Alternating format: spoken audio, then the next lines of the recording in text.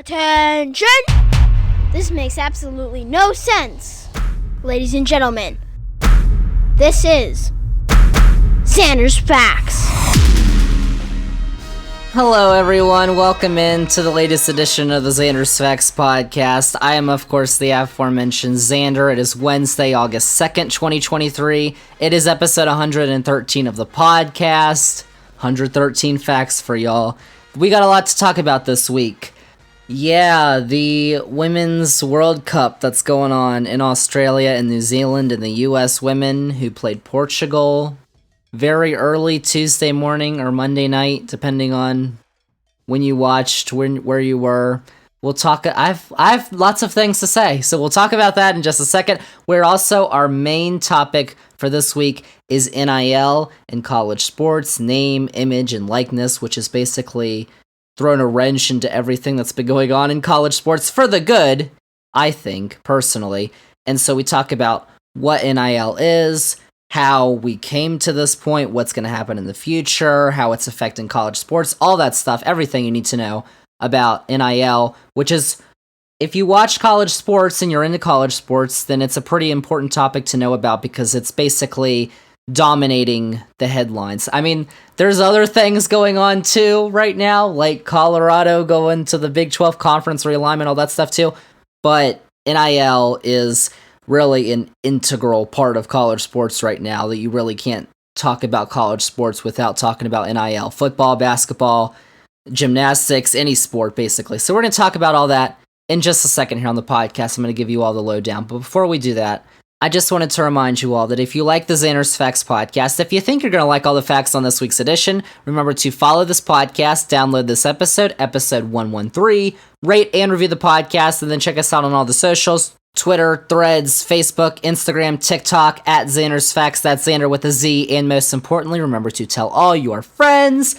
spread the facts! Zander's Facts Podcast. Tell all your friends about the podcast, about the newsletter, Zander's Weekend Facts. If you don't know what the newsletter is, it's a recap of the week's top headlines. It comes out every Sunday morning. I write it on Substack. It's free to sign up and read in this episode's description. You should go do that. And also, check out the Zander's Facts link tree, which is also linked in this episode's description. It has all these Zander's Facts links that you need, including wherever to find the podcast, wherever you get your podcast, Apple, Spotify, Google, Amazon, all of them. You can find it on the Zander's Facts link tree and find all of our past episodes too, because we've had 112 episodes of past facts, so you might want to go check those out. So, this week we are starting the podcast with kind of like an instant reaction to soccer. We're going to get to NIL, college, sports in a second. But if y'all remember, it was over a month ago, it was mid-June, we did our two little instant reaction mini-pods for the U.S. men's national team for soccer for the CONCACAF Nations League against Mexico and Canada. And I don't know if y'all remember, but I just listened to a little bit of them today, and I recorded those. It was like midnight, right after the games had ended. And I was like, wow, I sound so happy. Like, y'all, I was in a good mood for those games. I mean, we had just dominated our regional rivals, Canada and Mexico. We basically sent Mexico into a little bit of a depression. Canada is now bankrupt, I think. I don't know. And I was feeling good about our men's national team. And then we saw them in the Gold Cup, and it wasn't their A team, and whatever. But with the women now, we had our Women's World Cup preview podcast 2 weeks ago, which you should go listen to, by the way, if you haven't. And I was I feel like having the same thoughts, reactions. Oh my gosh, yes, we're good. We're number one in the world. We can win 3 straight World Cups. Our US women can. Well, I can now tell you, 2 weeks later, on the night of Tuesday, August 1st, that I no longer feel that way about our U.S. women. I'm not happy. I'm not excited. I'm not joyous. I'm depressed, sad, angry, confused, frustrated, all those rolled into one, I guess. I don't know. Like, first off, if y'all don't know the context, the U.S. women, we just wrapped up the group stage in the Women's World Cup. They played Vietnam, 3-0 win, W. Netherlands, 1-1 draw, okay. And then Tuesday morning, 3 a.m. Eastern kickoff, y'all. They play Portugal. They have to win or draw to advance. And the score is 0-0. So they drew. They advanced. But if you watch the game, it was probably the worst you've seen this team play. Maybe, well, probably at some point in your lifetime they've probably played worse. But in recent memory, that was atrocious. Like, y'all, they advanced, and I guess we should be happy about that, but we're still talking about the number one team in the world. The team that's won the last 2 World Cups. And they didn't look good. They didn't look like the best team. Like, okay, it's not 5 a.m. Like, I was seriously, y'all, debating.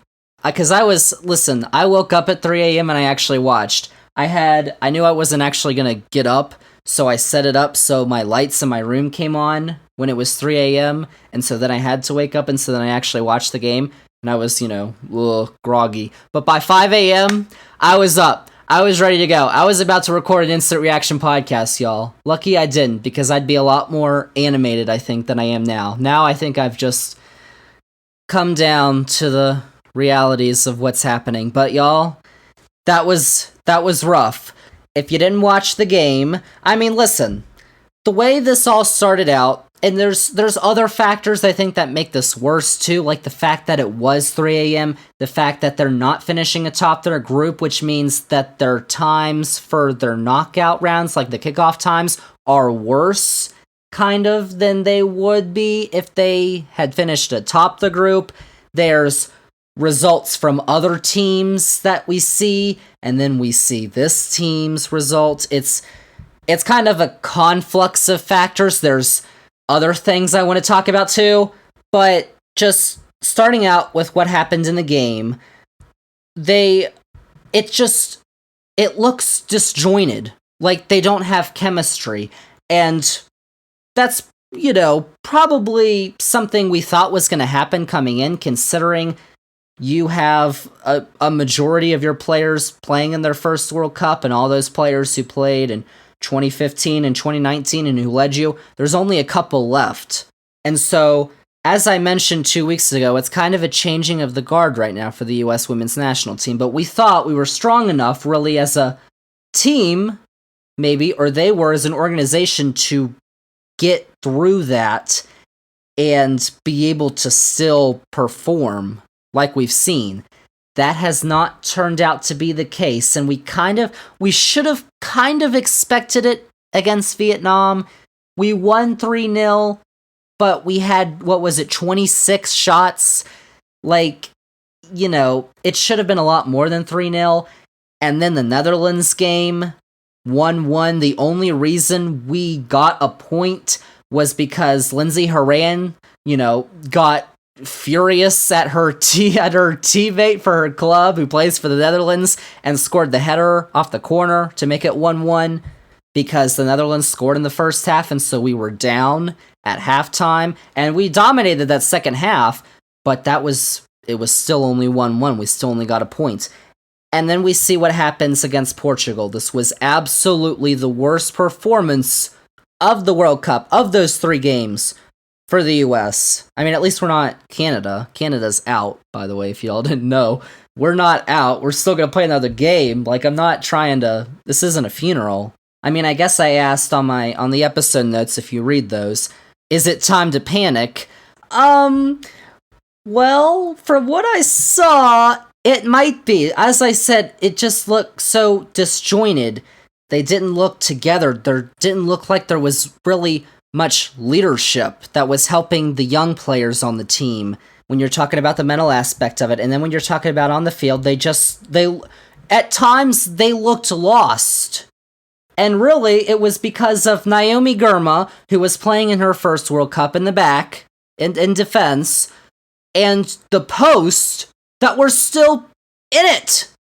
Like, part of why a lot of people are so upset about this performance is because we were inches away from getting out in the group stage, y'all. And that would have been disappointing if it was the men's team. But we're talking about a women's team who has never finished worse than third in 8 Women's World Cups. This is the 9th Women's World Cup, and we've always finished top 3. We've always gone to at least the final or the third place game. And we were inches away from getting knocked out in the group stage. Not to Brazil, not to Japan, Sweden, Spain, Germany, Canada, Netherlands even, England, to Portugal. This isn't Penaldo's Portugal. This is the women's Portuguese team, who, this is their first World Cup, y'all. And you know what? They played a great game. I thought all 3 teams, Netherlands, Vietnam, and Portugal, played really well against us. You know why? Because we were kind of easy to play against. The game plan. And this is why a lot of people, listen, we heard about all the Greg Berhalter hate during the World Cup last year. And he's back and, deal with that all. But the Vlatko Andonovski hate, who's the manager for the U.S. women's national team, is real. It's alive. And y'all, it's probably deserved. In the Netherlands game, there was 1 substitution at halftime for Rose Lavelle to come on. That was it. You have 5. You only had, remember, 3 back in the day. You have 5 substitutions now. And you use 1 at halftime because he said, well, we were doing so well, I thought I would mess it up. What? Okay, sometimes. But also, when you have the players that we do on the bench, and, it's 1-1, and for lots of reasons, you'd like to win the group and get 3 points, and you're so close. We were really close to getting 3 points in that Netherlands game, and there's only 1 sub. The team, I don't know, tactically doesn't look there. They look lost. I think that's from a leadership role, too, for some of the players, because I do think that it's a conflux of events that are making me angry about this, but that are also affecting this team. And listen, they didn't play well. Very few players really played well. As I mentioned, Naomi Girma. Up top, Sophia Smith, obviously, she played well. She had the brace for Vietnam. In this match, I don't know, she had the yellow card. Just up top, Lynn Williams was in on the right for Trinity Rodman. That switch is kind of like, is it really necessary? That's like Vladko just saying, well, we didn't do very well in the Netherlands game, we only had a point, so we kind of need to make a change. So you're just making a change for the heck of it. That's kind of what it felt like, and it didn't really work out. And, my name buddy, Alex Morgan, I mean, it hasn't anywhere, really, hasn't been impressive. In the midfield, Rose Lavelle, who's coming off of injury, has probably been our best player. She got a yellow card. It was kind of a silly yellow card, and now she has 2, and according to FIFA, you can't play the next match when you get 2 yellow cards. Not in the same game, because that's a red card, but I don't understand. 2 yellow cards in a tournament, and now you can't play the next game. Like, what is that? I don't understand that. That doesn't make any sense to me. And substitution, I said, Megan Rapinoe is not going to be starting in this tournament. 38 years old, she's going to be super subbing. And I remember saying 2 weeks ago, we have the talent we do, and then we bring on Megan Rapinoe, teams are just going to be like, oh my gosh, y'all, come on. But, listen, it hasn't, I don't know if I have the words to say, but for it was just turnovers were the story with Megan Rapinoe. She didn't look good. That was the 61st minute substitution. And then also the issue with the subs for Andonovski. The next substitutions are for Rodman and Sonnet in the 84th minute. Why are we waiting so long? It's 0-0. We listen, this is like, if Portugal win the game, they advance instead of us. So Portugal are obviously trying to win the game, and we're in it, and it's 0-0. And as you know, anything can happen when you get into the final moments of a draw. And at that point, we're basically playing defensive. Like, we're playing not to lose. I think it was mentioned on the broadcast during the game. They were talking about they're not playing to win, they're playing not to lose. That was kind of how it felt like all game. I think at the beginning they, tried to score goals and, be on the front foot and attacking and offensive, but they looked disjointed, and the attack and the build-up, and it didn't really work out. Like you talk about, Portugal had, I guess the numbers are kind of weird because FOTMob says 56% possession for Portugal, but FIFA has their in contest. So, but the majority of the possession went to Portugal, which usually that's fine, but, it's usually fine for the US not to have the ball the majority of the game. But when we look back at what that game was like, it's really indicative of, that was poor. And then the other two substitutions come on in the 90th minute for Kelly O'Hara, who basically showed more heart, I think, than any other player out there, and Alyssa Thompson, who makes her debut in the World Cup, the 18-year-old who we've been all clamoring for. Can we please just see her in the 90th minute? Like, the game's over. Oh, wait, it wasn't, because Portugal basically had their best chance of the game to win it go off the post right about then. Because we were playing not to lose at that point. And when you're playing not to lose in a draw, we've seen it time and time again. Anything can happen. Like, y'all remember back, it was in the World Cup, US, final group stage, Men's World Cup in Qatar last year. Final group stage game for the US against Iran. We score, Pulisic, oh my gosh. The one he got kicked in his ding-dong. And then we're up 1-0. I mean, that's it. We've got the win, but we have to play a second half. And Greg Berhalter parks the bus. We won, but y'all, I don't know if y'all remember that game. The adrenaline inside of probably every US fan, but myself. Y'all, my heart was pounding. I was about to have like a mini stroke while watching that game. That was rough to watch that second half, where we just sat back and let Iran keep coming at us, and they almost got us, because a draw would have sent us home. We needed a win. And then at the end of the game here on Tuesday morning at 5 a.m. whenever it was, that's what it felt like. Like, honestly, I was kind of just laying in bed, just kind of like, oh yeah, you expect that to happen because the way they're playing. I mean, that Portugal deserved to win that game. They were the much better team. Like, if you watch the game and you look at who the better team was, it looked like it was Portugal. Now, listen, we still had 17 shots, 6 corners to their 1. But there were very few times where it felt like it was dangerous for us.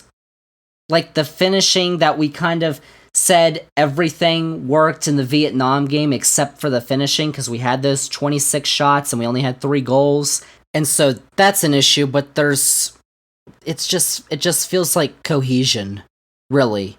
Like, the team, and you know what? There's a lot of things that could be affecting this. It might just be the injuries that they're facing. We talked about the US might be tough enough to survive all those injuries they're facing. I mean, we're talking, the captain, Becky Sauerbrunn, is not there. Mallory Swanson is not there. Katarina Macario is not there. Sam Mewis, Christian Press, like, veteran leaders who I think that's kind of missing right now. Because for all the great things that players like Julie Ertz and Megan Rapinoe and Alex Morgan have done for the U.S. women's national team, like win World Cups, the leadership doesn't seem like it's there right now. Like, something is off. And, in the post-game Fox has their studio. They've got Lawless, of course. They've got Rob Stone as the host, Ari Ingst, and then Carly Lloyd. I mean, listen, Carly Lloyd, legend for the U.S. women's national team, one of the greatest women's soccer players we've ever seen. But listen, y'all, a lot of people on the internet really liked what Carly Lloyd had to say in the post-match show when she basically, and I agree with a lot of what she said. She was like, that's not good enough. Like, that wasn't good. And that was basically the sentiment around the whole table. But there was also after the game, they were showing the images, and the players, they weren't sulking. They weren't depressed. I mean, they had advanced. They looked happy, taking pictures, they had advanced out of the group. They didn't finish atop the group because, the other factors we talk about, Netherlands beat Vietnam 7-0. They looked dominant, and they could have scored more against Vietnam. Like, 7-0, they put their foot off the gas pedal. Like, they looked absolutely dominant in that game, and it happened at the same time. And, as you're watching the game, you just see Netherlands keep scoring, and you're like, oh, we're not going to finish at the top of the group. And then at the end, you're like, oh, we gotta, we're about to lose. We're about to get out, of the whole thing. Like, during the game, them just keep showing the Netherlands scores. Like, oh, the Netherlands scored again. Oh my gosh, the Netherlands scored again. Oh, wonderful goal. Now it's 7-0. And the fact that we're still at 0-0. So, it's the fact that we didn't win the group, which is a little disappointing, But listen, the players they're taking selfies with the fans. They look happy enough. They're still going on. But Carly Lloyd did not like that. No, she said she had never seen anything like that. Like, there was a difference between, respecting the fans and doing all that, and dancing and smiling, which was going on. And, how you're lucky not to be going home right now. And obviously, I agree with most of that. Like, they can do whatever. Take it easy. They still advanced. Listen, we expect more out of them, but I'm not really, a stickler for. I don't think the reason why the U.S. women are performing the way they are is because they're dancing and smiling and doing all that. But what she also mentioned in the post-match was all the things about what's going on off the field. And we talked about that in the preview show a couple weeks ago, about all the stuff that the U.S. women have advocated for off the field. Equal pay, which they've kind of been a standard bearer for around the world. There's a lot of countries and a lot of women's teams playing in this World Cup who are fighting for equal pay, just like the U.S. women were. And, advocating for social justice issues and all the endorsements and stuff. Like, if you watch the games, almost every other commercial is with a U.S. women's soccer player.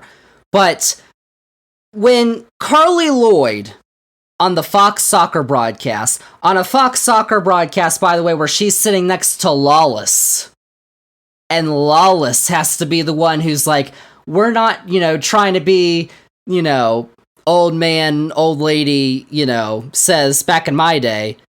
When Lawless says that, you kind of need to reevaluate your whole life, I think. But when Carly Lloyd, listen, the respect for Carly Lloyd and what she did on the field, immense, incredible. But when Carly Lloyd talks about all the issues going on off the field, she says it started in 2020.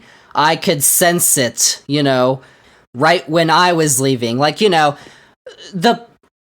This is when she talks about issues off the field, that's a dog whistle, y'all. Okay, Carly Lloyd basically not only did not support what basically all of her teammates did when kneeling for social justice, for, supporting those issues. Basically, all of her teammates are doing that. She refuses, and then, not only refuses, but comes down and is like, no, that's a big distraction for our team. I don't like that.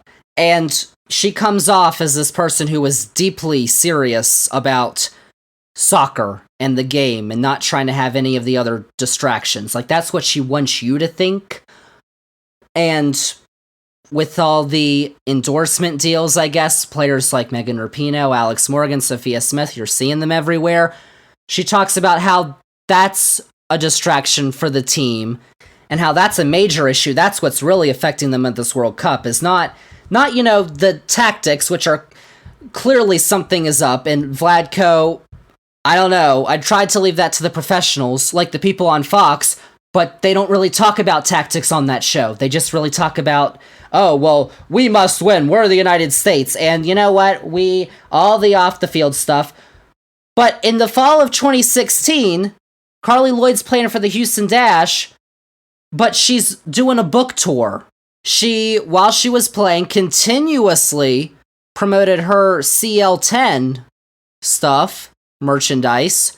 Like, for her to say that the off-the-field stuff is a major distraction for this team when the stuff she's done in the past, and you can look it up, like, that's very hypocritical. And then the way she ended with the national team, by the time, the social justice stuff and all the issues they want to get around and the arrogance and all that stuff. Listen, you don't think this team played arrogant in 2019? Alex Morgan scored that second goal on that header against England and did the teacup celebration. That's as arrogant as it gets, but we love that because we won. But now, and obviously now, when we're struggling, you call the arrogance out. But Carly Lloyd, who was obviously involved with those, and Carly Lloyd, who in 2019 complained that she was used as a super sub. She said that was the bottom of her career, like, just couldn't accept it. For all the crap Megan Rapinoe gets from a lot of people who have never, ever watched a soccer game, y'all, about everything she advocates for. You think she's complaining right now about being a super sub? I haven't heard anything. All I hear about complaining about being a super sub is from Carly Lloyd. And listen, y'all, we're gonna see, there's that documentary, if you all remember, that's following the U.S. women's national team around right now that we know about. So I think we're gonna figure out, hopefully soon when that documentary comes out, what this is. Is it really this team is just too arrogant? They, feel too good about themselves. They're all worried about all the off-the-field issues. Or is it actually what I kind of think it is, and it's that it's the tactics, and they don't look together as a unit. And so I probably wouldn't have as big a problem with what Carly Lloyd said. Lawless says that stuff all the time. Lawless was basically egging her on, and so was Rob Stone for whatever reason on there. He was pissed that the team was happy and greeting the fans after the match for whatever reason. But with the history that Carly Lloyd has and the fact that by the end, she was not as welcome a part of that team. Team that won the World Cup, by the way, 2019, was still dealing with the equal pay stuff. That's been going on for a long time. Like, all the off-the-field stuff was going on then. People were hating on Megan Rapinoe and all the players and all the stances they were taking then. But they still won the World Cup, so how is it different now? Because you're not there. Oh. I'll just leave that alone. I know I'm not as fired up as I probably would have been, like, after the match. It's, 12 hours after the match, and I'm exhausted because I woke up at 3 a.m. That's also, you made me wake up at 3 a.m. for that crap. Like, really? Jeez Louise. Fox, what are you doing? Lawless and the female Lawless on the same set? I can't. Okay. No, we're gonna move on. Listen, we're still in the thing. We're still in the Women's World Cup. Most likely, I think the opponent's going to be known by the time this podcast comes out. It's going to be Wednesday morning is when the games kick off. But I think it's probably going to be Sweden. Sweden is not the Sweden of the past, but apparently we're not the US of the past. And if we play the way we did against Portugal, it's not going to be pretty. We're going to lose, y'all. This is knockouts. This is one game now and you're out. Kind of like it was against Portugal, but even more so now because you're playing Sweden and not Portugal. You're playing a much better team. So something has to change. I don't know if it's, I don't think the issue is that they're smiling and being happy and, enjoying themselves, that they're playing for the U.S. women's national team. It must be all serious business. I don't think that's the issue. I think it's probably a tactical issue. The subs, like a lot of people who really follow the U.S. women's national team closer, like 2021, the Olympics, Vladko, this was kind of an issue then, and it's been building, and now we're here, 2023. Jill Ellis is not the manager of the U.S. women's national team anymore. And even taking the youth and the inexperience in a World Cup into consideration, the talent you have, it's not good enough what's happening right now. And so something's got to change. They need to be much better against Sweden. Right now, I think they're going to lose to Sweden. Sunday morning, 5 a.m.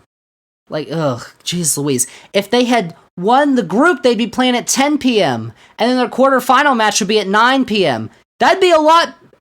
I would love that. But now it's at 5 a.m. And then if they manage to get to the quarterfinal, I think that's at like 4 or 3. And then the semifinals at 4 a.m. And the finals at 6 a.m. Oh, gosh. It's rough, y'all. Don't worry. 3 years from now, we got a World Cup that's gonna have perfect time zones because it's taking place right here. But do I hope the U.S. women win? Of course. I still think they can win the whole thing. They just really need to show us something that they have not shown us in this tournament, and I'm not confident that can happen. And they're gonna play a really tough opponent against Sweden. And then if they beat Sweden, I think they could play Japan in the quarterfinal. Japan just destroyed Spain. Spain, who's looked like one of the best teams in the tournament, and then Japan just obliterates them. So, listen, 4 goals. We scored 4 goals. I don't know if y'all remember in the 2015 group stage, won that tournament. We did not look impressive in that group stage. We can't act like we've never been here before with the US. It hasn't looked pretty before. It's just right now with the world catching up, and that's obviously happening, but, the U.S. set the standard. 4 women's World Cups, 2 straight. U.S. set the standard. Now, a bunch of the European teams have gotten up there, but we're not playing to that standard right now, and in order to actually make a run, get to the semifinals, to the final, potentially win it, we need to get back to that standard. Yeah. Alright, that's all I'm gonna say about that, because I'm tired, and I just, I was not happy at 5 a.m. this morning when it was 0-0 and I had to wake up at 3 a.m. to watch that match, but at this point, I'm just like, you know what? We'll see what happens. I don't think they'll win. I hope they win. I hope they win their next 4 games, but I guess we'll see. But we do have another thing to talk about, though, so why don't we get to that? Let's get to our main topic for this week on the Zander's Facts Podcast, episode 113, on Wednesday, August 2nd, which I wanted to talk about, sticking with sports, name, image, and likeness in college sports, because there's been a lot of change that's been in the air in college sports these past few years. I mean, we've talked about conference realignment on this podcast. We did that episode a few weeks ago. It's already outdated because the Pac-12 had 10 teams. Now they only have 9. Colorado's going to the Big 12, and that could open the floodgates. Who knows? So conference realignment's a major issue in college sports right now. The transfer portal's out there as well. But I think what's having the biggest effect right now is NIL. Name, image, and likeness. Now, you've probably heard of it, but maybe you haven't. Maybe you don't know what it is, what the ramifications are. So that's what I got all the facts for this week. We're going to clear up everybody's questions on the Zander's Facts Podcast this week. What is NIL? How did we get to the point where college athletes can finally profit off of themselves? Which I'll talk about more in a minute. And what is likely to come next? Y'all got questions. I got factual answers. So let's get to it. We are talking about name, image, and likeness in college sports. But let's start with what is NIL? What is the history of NIL? And to do that, we have to mention one of just the greatest regulatory bodies that I don't know a single person who hates the National Collegiate Athletics Association. Do you? The NCAA? Yeah, okay. As you may or may not know, college sports, or at least major college sports in the US, are regulated by the NCAA, which was established back in 1906. But, we talk about 1906, even farther back. Universities started playing football like in the 1860s after the Civil War. Ever since then, those participating in varsity sports at these universities have been considered amateurs, meaning they aren't able to receive compensation for their services. For many decades, the NCAA fought against providing compensation to student athletes, which is a term that first appeared in 1953. Student athletes. They really want you to call them student athletes. The Colorado Supreme Court ruled in 1953 that an injured football player for the University of Denver was entitled to workers' compensation because he was an employee of the university. That's what the Colorado Supreme Court ruled. NCAA said, oh, no. They are not employees. They are student athletes. And so they responded with that term in order to make sure that they could claim these athletes as amateurs, because they didn't want to pay them. That worked for several decades, over half a century, but recently the floodgates opened. Like, y'all may remember this is almost 10 years ago, but EA Sports used to create these yearly editions of college football and college basketball video games. I used to play those all the time, y'all. Back on the Xbox 360, yeah. With the NCAA given the go-ahead for EA Sports to do that. But in 2014, there was a lawsuit in the U.S. Court of Appeals for the 9th District ruled that the NCAA was unlawfully conspiring with its members under federal antitrust law to misappropriate players' NIL when it used their NIL for licensing contracts for video games, player jerseys, broadcasts of old games, and other products. So, in these video games, I'll give you an example, because my team is Virginia Tech. Virginia Tech, in the game, had a quarterback. The quarterback was number 3. The quarterback always had a certain height, weight, that quarterback was Logan Thomas at the time. You knew it was Logan Thomas, but his name wasn't in there.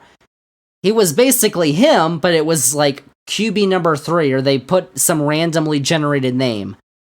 And they did that for basically all the players in major college football. So, they were basically using their NIL, but the players weren't able to profit off of this. So, there was a class action lawsuit that was filed by former UCLA men's basketball player Ed O'Bannon. He's, there's been a lot of people who kind of consider him to be this villain who took away the college sports video games, which stopped being produced in 2013, 10 years ago, after the NCAA didn't renew its license with EA, Electronic Arts. But O'Bannon, he said repeatedly his goal wasn't to take away the video games. All he was trying to do was just to get the athletes the compensation that they deserved for basically being in the games. He didn't want to take the games away. The NCAA did that, because the lawsuit determined that the NCAA needed to allow its schools to provide the full cost of attendance for student athletes, which was usually around $3,000 to $6,000, which the NCAA had already started doing after O'Bannon filed the lawsuit. But even after this, college athletes still couldn't profit directly off their name, image, and likeness, because the NCAA basically had two options. They had the option of, okay, we can allow you to profit off of you being in the game, and we can put your name in it, and you can make money. Or they had the option of, no, we're just going to get rid of the game entirely. We don't care. No, we don't want you to get any money. Guess which one they took? They took the latter. And they came up with basically 4 main arguments for why amateurism was the best model for college sports. Y'all ready? I got 4 of them. Number 1, they claim that amateurism drove consumer demand for college sports and that NIL would lessen fans' passion. Of course, that makes little sense. It's been found in court, by the way. Judges have been like, really? And in surveys, that people are fans of college sports, not really because they're amateurs. Like, I think there's a lot of people who watch college sports in spite of the people who are on the field, on the pitch, diamond, court, whatever, being amateurs and not getting paid. But what was found is that people are actually fans of college sports because they're rooting for a school they went to, or they have some sort of relationship with, or because of the college spirit and how awesome it is to watch college football or basketball, like the atmospheres that are just incredible. That's why people watch college sports. Not because, oh my gosh, these people are amateurs, let's watch. No, that's the stupidest thing I've ever heard. The NCAA, number 2, they claim that amateurism promoted competitive balance, which is also silly because I remember just before NIL a couple years ago, who was always at the top of college football? Who was always in the playoff? Alabama, Georgia, Clemson, Michigan, Ohio State, year in and year out. Am I remembering that right? Or was there competitive balance? Because if I'm remembering things correctly, the last 2 college football playoffs are where we've had TCU and Cincinnati. Teams that you would not expect to get there, but we've had NIL.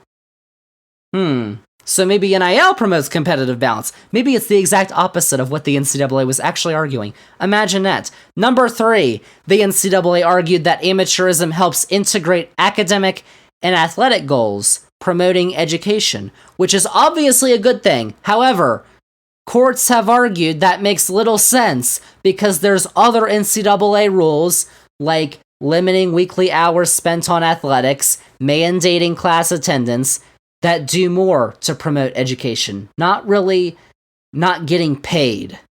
And number 4, the NCAA also argued that schools might leave Division 1 and drop down to Division 2 or 3 because of the restraints on athletic compensation Division 1 has. Although, this argument has also been debunked because many Division 1 schools have claimed that they have gained a greater ability to compensate athletes in Division 1. So, 4 main arguments for the NCAA, and all of them are just, they're garbage. I mean, you've got stories like Bryce Young. Bryce Young was star quarterback for Alabama, just drafted number 1 overall in the NFL draft, quarterback for the Carolina Panthers. He recently said that before NIL, he was driving for DoorDash, and he was wearing a hoodie and a mask so he wouldn't get recognized, like as a star college quarterback. There's a ton of stories that you've probably heard about of the NCAA coming down hard on athletes who, we're not talking about big things, we're talking about receiving a meal or a small payment, all in the name of amateurism, the NCAA says. Then, of course, there's also the NCAA issuing the death penalty, if y'all remember this back in the 80s, to SMU and their football program because it was found that there were under-the-table payments being made to recruits and their families to entice them to play for SMU. Obviously, SMU knew that was wrong and did that anyway, but there's also the NCAA issuing major sanctions towards USC and Reggie Bush, star running back, after he and his family received over $290,000 in cash and gifts. His Heisman Trophy was revoked. But now NIL is, in this day and age, that'd be totally fine. So, why is his Heisman Trophy still revoked? That doesn't make any sense to me. They haven't said, oh, wait, yeah, you were awesome that year. Here you go. They still haven't done that, which is just astounding to me. The NCAA went to great lengths to protect amateurism because they didn't want to pay their student athletes. Why would you? I mean, this is free labor, and we're getting hundreds and hundreds of millions of dollars a year from ESPN and Fox and NBC and CBS and Turner and all them who are paying for our product, and we can keep it all for ourselves. We don't have to give it to the players like the pro leagues do. You know, things have changed, though, in the last few years, thanks to another court case. In June of 2021, 2 years ago, the Supreme Court ruled unanimously in the case of the NCAA v. Alston that the NCAA was unlawful in implementing caps on student-athlete academic benefits, or compensation, due to antitrust laws. The opinion was written by Supreme Court Justice Neil Gorsuch, but Justice Brett Kavanaugh wrote in his concurrence, I had to quote this because I'm not a big Kavanaugh fan. I know he likes beer, but this was pretty good. When he wrote that antitrust laws, quote, should not be a cover for exploitation of the student athletes, unquote. Which is, come on, NCAA. And so that happens June 21st of 2021, I think. The NCAA had to move fast. They adopted an interim NIL policy, which they did on July 1st, 2021, almost like they knew what was going to happen. And listen, what got me was doing all my research, and I saw the NCAA's press release for announcing their interim NIL policy. Then President of the NCAA, Mark Emmert, he said in the statement, quote, "This is an important day for college athletes since they are now able to take advantage of name, image, and likeness opportunities," unquote. Oh, you mean the things you fought for decades not to happen, and now you say this is an important day? Like, I guess it's not, overly flattering, like, this is so wonderful, but, I just found that to be amusing. So, basically, July 1st, 2021, student athletes were now officially able to compensate on their likeness. Long time coming. States with NIL laws, because some states have their own NIL laws, they had their laws go into effect, and the NCAA said that individual schools who weren't in states that hadn't created their own policy were able to set their own policies for their own athletes. California was the first to have an NIL bill back in 2019, but there's 28 states that have their own NIL laws, like Georgia, Texas, Virginia. There's a bunch of other states that have their own NIL laws. And anything NIL was basically fair game, except for two big things: pay for play and quid pro quo. If y'all remember, I guess it was like 4 years ago. And if y'all watched political news 4 years ago, you've heard quid pro quo. But basically, in this case, means that recruits weren't able to sign NIL deals contingent on going to a certain school and also pay for play, so athletes couldn't receive compensation directly from the school, and any compensation couldn't be tied to performance. So that's basically led us to where we are today, what has actually been described as the Wild Wild West. You've got college athletes who are able to actually receive money for appearing in advertisements, selling their own merchandise, signing autographs, making posts on social media, etc., which I think is awesome, because these are things that any other college student could have done, but no, a student athlete can't for whatever reason. Now they can. I mean, college athletes can even sign agents to help them negotiate these deals. Of course, the rule is they cannot be automatically bound to each other if the athletes decide to turn pro. Now, when we talk about this, you're probably thinking of two big sports, football and basketball. Yes, but NIL's reached basically every sport. I mean, you've probably heard of gymnast Livy Dunn from LSU. She's got over 4 million followers on Instagram, over 7 million on TikTok. She's pulled in over $3.5 million in NIL money. But the football and basketball players, they're cashing in too. I mean, you've got quarterbacks like Arch Manning from Texas, the Manning family, yes, Caleb Williams from USC, Bo Nix from Oregon, they've all gotten over $1 million each. I mean, Angel Reese, who was the star for LSU women's basketball, she's gotten over $1.5 million. Like, this is serious money, y'all. But it's not coming from the schools themselves.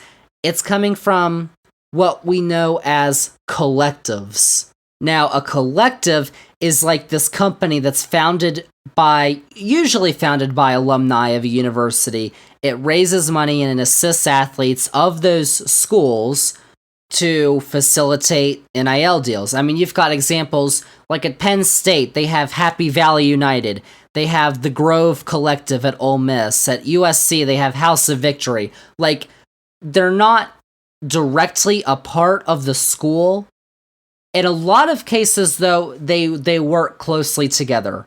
Now, there are some where the NIL collective and the school are like totally, they don't work with each other at all. But a lot of them do. Lots of schools even have multiple collectives. Collectives, they've also been signing contracts with recruits. And that money, apparently, in a lot of these contracts, is being guaranteed regardless of if the recruit is on the team in the long term. Of course, pay for play, as I mentioned, isn't allowed. And the NCAA released some updated guidelines last year that designate collectives as boosters. You've probably heard of boosters, people who are raising money in support of athletics at their schools. Boosters have never been able to be involved in recruiting, meaning that because the NCAA said last year, oh, collectives are now boosters, the NCAA could crack down on collectives that are offering deals to recruits.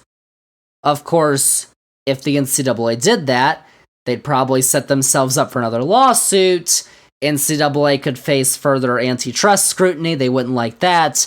And like previous trials, a lot of the previous trials have not gone in the NCAA's favor. So they obviously need to be wary about that, whether they can actually enforce the rules that they're making.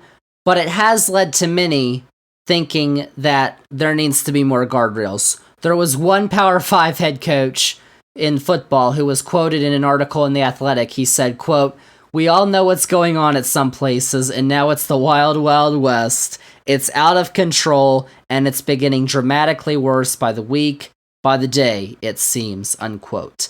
That's pushed many administrations in college sports to look for help from Congress. You know, the place that's well known for helping people in a timely manner, that Congress in Washington, D.C.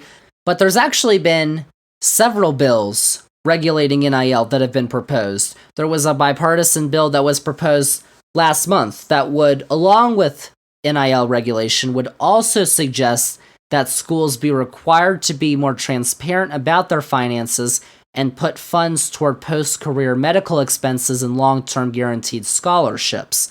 Now, that's only one of like over a dozen that have been proposed in Congress in the last 3 years. None of those bills have even made it out of committee. So, likelihood, not so great. Now, if a bill did pass, it would basically replace what is still an interim policy from the NCAA. They haven't said it's the permanent policy. And the NCAA, along with other administrators, like the commissioner of the SEC, Greg Sankey, they want a bill that would ensure that athletes are not deemed employees of their schools, because wouldn't that just be awful? Like, I read this, Notre Dame just signed a 10-year, $100 million extension to their contract with Under Armour. Wouldn't it just be the end of the world if some of that money went to the players and not all of it to the athletic department? Wouldn't that just be terrible? Like, you know, they're the ones wearing the stuff. And as long as athletes aren't considered employees, they can't come together to form a union. So, that's basically what's going on right now. But what does this mean for the future? That's what NIL is. I mean, we're not exactly sure yet about what it means for the future, because I'm sure you probably know Congress doesn't exactly move very fast, even on things that are considered top priority. And NIL regulation really isn't top priority. And the NCAA has this wish for an antitrust exemption so that they don't have to consider student athletes as employees. That's probably not going to be granted in the current political environment because you've got Democrats and Republicans who are taking a look at MLB, Major League Baseball, and their exemption right now. They're increasingly critical of it. So they're not really, wanting to grant any antitrust exemptions right now. But what it should mean for the future is that athlete compensation in college sports is here to stay. Of course, it would make sense that the athletes get a cut from, their athletic departments, universities, for representing them on the field, the court, the pitch, whatever, because obviously that would make sense. But NIL, I think we can admit, is a step in the right direction. NIL is just one piece of a growing set of rights that have been given to student athletes, though, because you've also got the transfer portal, as I mentioned at the top. Student athletes aren't bound to one school for 3 or 4 years in school, and then they don't have to sit out a year anymore while moving schools, because when a coach leaves his job for another job, does he have to sit out a year? I don't think so. So why should an athlete do that? But those have come with downsides, most notably tampering, that is, wink wink, definitely not going on, tampering, no. That, of course, can easily be traced to a lack of oversight because, the wonderful NCAA. Future could also hold changes on that front, too, because there's a new president of the NCAA, former Massachusetts Governor Charlie Baker. He was announced as the new president of the NCAA. He took on the role back in March, I believe he started. And I guess there's a little chance his NCAA could be more receptive to actually doing things the right way, not going after schools for petty little things, and actually, being welcome to athletes, being rightly compensated. Turns out, probably not. That, of course, in the future, if there's a bunch of schools, particularly some powers in college football, who are like, you know what, enough is enough, we could see some changes on oversight too. I mean, that's all speculation for now. What you need to know about NIL in college sports is that it's basically transformed college sports. It's allowed college students to finally be able to capitalize on being these amazing athletes that we sit down and watch every Saturday in the fall, and then basketball and baseball and softball and hockey and lacrosse and tennis and soccer and gymnastics. All these college sports with all these student athletes who were not getting compensated at all, which just, I don't understand how that went on for so long. But obviously, we still need progress. Things still need to progress. But NIL being here and what it's doing and what it's allowed for athletes to make money off their likeness, I think has been awesome. And it's also bringing back a college football video game because EA Sports is releasing a new version of their college football video game next summer. So I'm kind of hyped about that, even if I probably won't even play it. Sadly. I don't know. We'll see. That's basically, though, all you need to know about NIL, name, image, and likeness in college sports. How, a couple years ago, this wasn't even, being talked about. Now, it's dominating conversations around college sports. Obviously, conference realignment's up there too, but NIL is a major part of college sports now and talking about it. So you know what? I gave y'all the facts. So now y'all know all the facts about NIL and college sports. How about that? Zander's facts.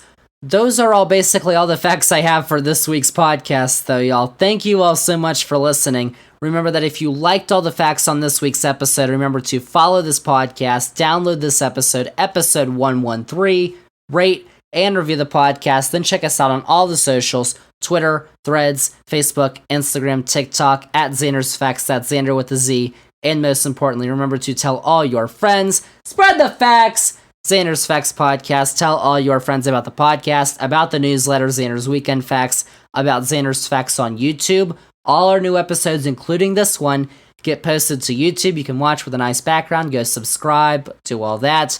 And then check out the Zander's Facts link tree, which is also linked in this episode's description, because it's got all the Zander's Facts links that you need. Facts overload if you go on the Zander's Facts link tree. So go check that out. Next week is episode 114. Hopefully I'm not as tired next week, because hopefully I'm not waking up at 3 a.m. the day I'm doing this podcast. You know, I think usually I probably would have had more vigor in that soccer rant, I guess. Next week, though, we're talking exclusively soccer, because the European club soccer season for the men's is, like, just about to start up. We're in August. The preseason tournaments here in the US are finally ending. It's time to play games that actually matter. Those begin, I think the Premier League begins next Friday, and so I mean, we got to talk about the European club soccer season. Basically, tell you all, there's been a lot of U.S. men's national team transfers. So, of course, we got to update you all on that. Lots of stuff, lots of soccer facts that we're going to have next week on episode 114 of the podcast. Make sure to tune in next week. But that is it. That is a wrap on episode 113 of the Zander's Facts podcast. Thank you all so much for listening, and we'll see y'all with episode 114 next week.